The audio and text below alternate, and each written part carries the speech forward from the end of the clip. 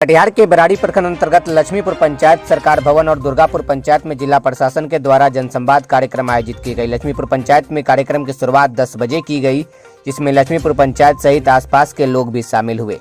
कार्यक्रम का शुभारंभ जिलाधिकारी रवि प्रकाश के द्वारा किया गया। इस अवसर पर जिलाधिकारी रवि प्रकाश ने अपने संबोधन में इस कार्यक्रम के उद्देश्य के बारे में लोगों को जानकारी दी। साथ ही उन्होंने बताया कि सरकार के कार्यक्रम के माध्यम से सरकार की जन कल्याणकारी योजनाओं के बारे में लोगों को विस्तृत जानकारी देने और आम लोगों से योजनाओं के संबंध में फीडबैक लेने का प्रयास किया जा रहा है। उन्होंने प्रखंड में किए गए एवं कराए जाने वाले महत्वपूर्ण कार्यों के बारे में संक्षिप्त जानकारी दी।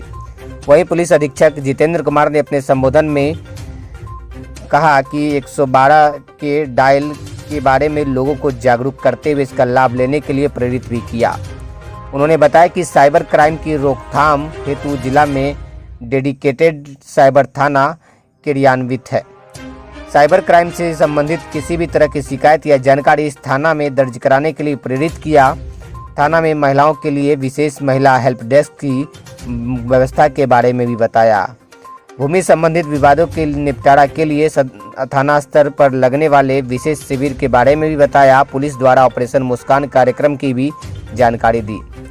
डीडीसी सौरभ सुमन यादव ने ग्रामीण विकास से संबंधित विभिन्न योजनाओं के बारे में जानकारी दी। उन्होंने मुख्यमंत्री ग्रामीण आवास योजना, मुख्यमंत्री ग्रामीण आवास सहायता योजना, मुख्यमंत्री वास स्थल क्रय योजना, लोहिया स्वच्छ बिहार अभियान के तहत घर घर कचरा उठाओ, ठोस सरल अपशिष्ट प्रबंधन आदि के बारे में जानकारी दी। उन्होंने लोगों को स्वच्छ ग्राम की परिकल्पना को लेकर साकार करने में अपनी भूमिका निभाने का आह्वान किया। वहीं उपभोक्ता शुल्क का भुगतान करने के लिए प्रेरित भी किया। जब उन्होंने बिहार स्टूडेंट क्रेडिट कार्ड योजना, कुशल युवा कार्यक्रम तथा मुख्यमंत्री निश्चय स्वयं सहायता भत्ता योजना के बारे में भी जानकारी दी। अप्लाई करना होगा, ऑनलाइन कर सकते हैं कि नहीं, कि कहीं जा करके आवेदन देना होगा, कौन कौन कागज चाहिए होगा, आधार कार्ड चाहिए, राशन कार्ड चाहिए, उसके बाद उसमें कितना लाभ मिलता है, पैसा मिलता है या हर महीने मिलता है या एक मुश्त राशि मिलती है, तो अलग अलग तरह का प्रावधान है।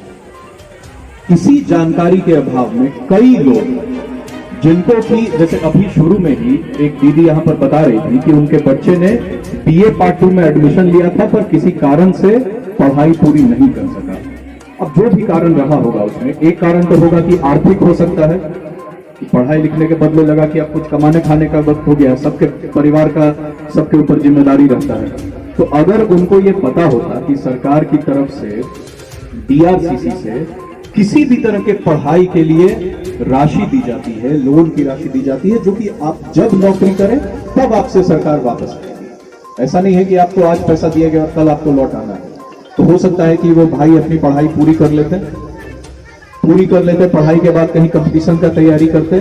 कंपटीशन का जब तैयारी कर रहे होंगे उस समय भी स्वयं सहायता भत्ता के बारे में बताया गया कि आपको महीने के खर्च के लिए सरकार के द्वारा पैसा दिया जाता है। तो हो सकता है कंपटीशन का तैयारी भी निकल जाता, कहीं पर कंपीट कर जाते या खुद का कोई रोजगार शुरू करते।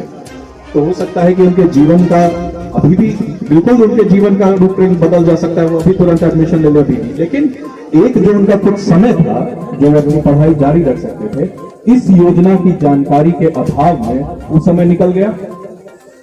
यही जो आपकी जानकारी और हमारे और आपके बीच की दूरी है, यही दूरी को कम करने के लिए आज सभी हम लोग जिला स्तर के पदाधिकारी यहाँ पर आपके पास आए हैं। क्योंकि कई बार जब हम आप लोगों से बात करते हैं, चाहे अपने ऑफिस में या कहीं भी पंचायत में जाते हैं, तो ये लगता है कि एक मन में सबके बहुत डर होता है कि अच्छा ये योजना का लाभ कैसे जाएंगे, कटिहार जाना होगा, किसके पास जाना होगा, वहां जाएंगे डांट के भगा तो नहीं देगा।